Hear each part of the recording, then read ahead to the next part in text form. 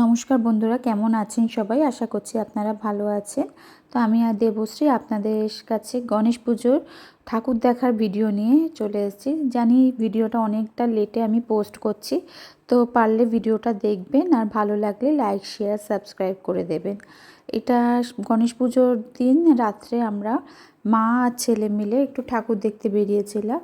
মানে পাড়ারই কয়েকটা ঠাকুর দেখতে বেরিয়েছিলাম বাড়ির আশেপাশে ছেলেকে নিয়ে, যাতে ওরও একটু ভালো লাগে দেখতে। তো এটাই আমার বাড়ির পিছনে পাড়ারই ঠাকুর, কি সুন্দর দেখুন লাইটিং করেছে। সেখানে নিয়ে গেছিলাম ওকে, নিয়ে গিয়ে ওকে একটু ঠাকুর দেখালাম। এই যে সামনে কি সুন্দর প্যান্ডেল করেছে।